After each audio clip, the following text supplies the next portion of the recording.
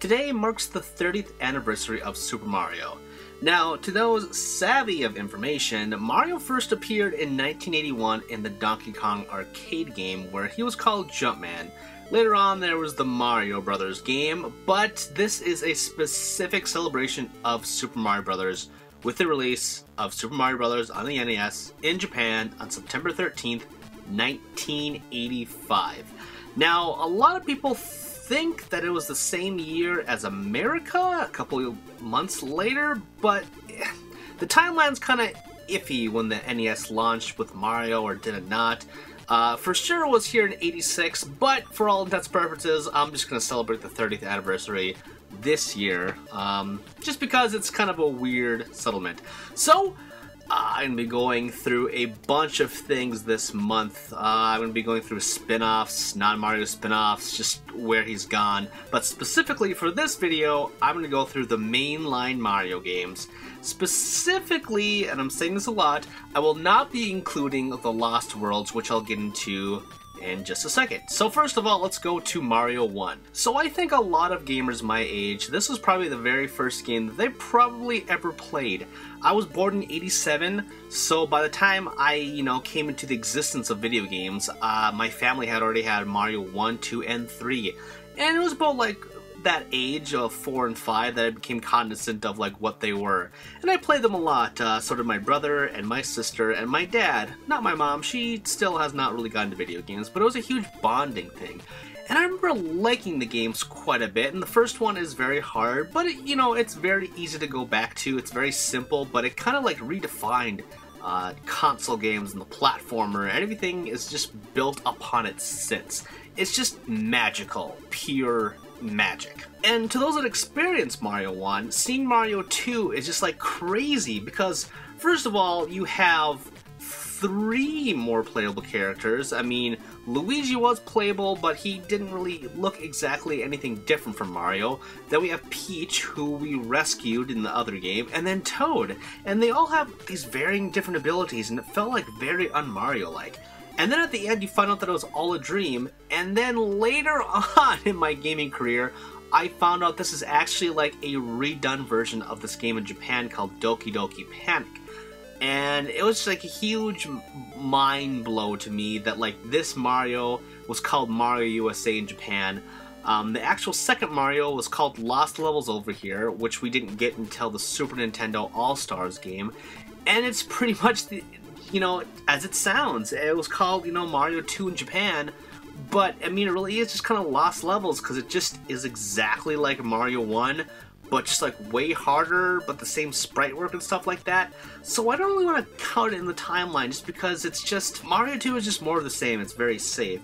But Mario 2 USA is just, I mean, there's a lot of things that have been canonized, like the Shy Guys and Birdo, so it's really the number 2. And all these games are weird, but they're really great. The very best Mario, or maybe second best Mario, is Super Mario Bros. 3.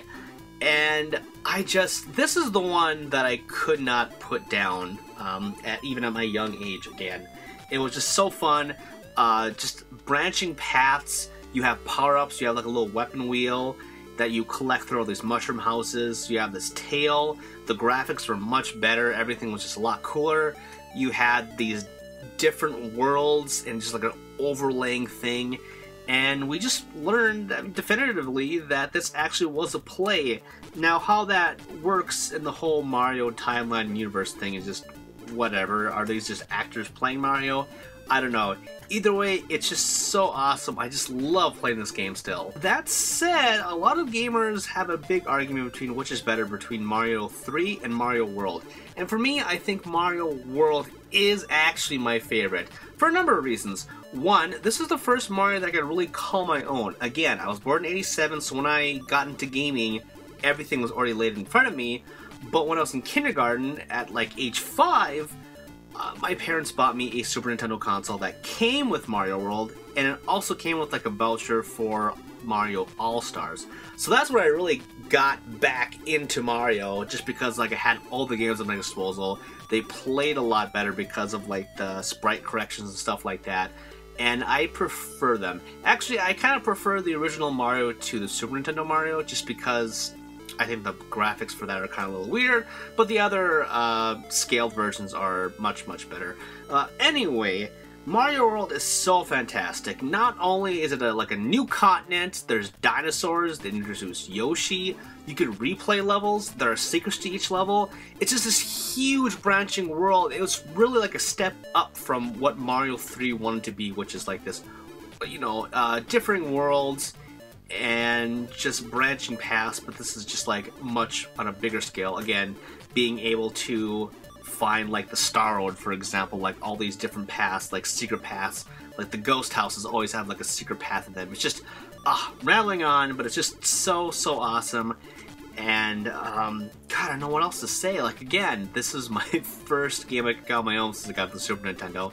It's probably one of the reasons why the Super Nintendo is just my favorite console of all time, and just how I got into video games. And that's when I was really kind of like, oh, I know what video games are, and oh, I want to learn more stuff about video games, not just like as a passive kind of throw away thing that the NES was to me. Again, because I was kind of really young. And this next one is also maybe a little bit of an argument, but the sequel to Mario World is, of course, Mario World 2 Yoshi's Island.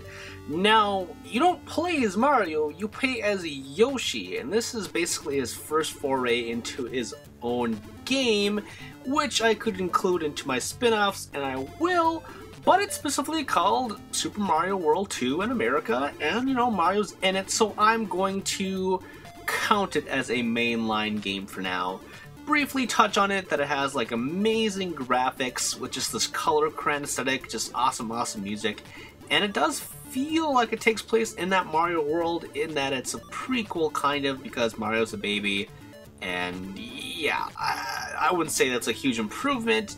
It's kind of like the Mario Lost Levels to Mario 1, in that it doesn't expand that much besides the Yoshi thing, but it's still kind of cool, and I do remember liking it quite a bit, and I still like it today. I think it's the best Yoshi game, hands down. And you know, past this, my history with Mario is very weird. I have played every single Mario, but not that much, because after the Super Nintendo, I went PlayStation, and that's because of my brother getting a PlayStation, so I just kind of followed in his footsteps, along with a lot of key franchises moving from Nintendo onto PlayStation, like Final Fantasy, for example. And it just offered a lot more things that I wanted. I played, of course, Mario 64, and it's fine, and it really was just kind of like, you know, this is what 3D gaming is going to be. But, and I like, you know, being able to jump into paintings and have all these worlds just out in the open. That's cool. And I still think it's a great game, but just controlling it is just, it's so much harder to go back to. It just really is. It's very funky to control. And that N64 controller in general, just like, what a god-awful mess that thing was. I just do not like it. The same goes for the GameCube one with Mario Sunshine. A lot of people were like, oh, he's like cleaning up things nowadays, but I actually liked that every single Mario, even up to this point, every single one was drastically different from the other one. This one's on an island, he's going after these mud creatures, trying to clean up the world. It's pretty fantastic, and you know, Mario doesn't have a gun, but they did give him some kind of implement to do some stuff, and I think it was very creative for them. And in fact, I would like to see something along these lines again. And for Mario Galaxy, that's like the final step that this series has really gone, and that was in 2007.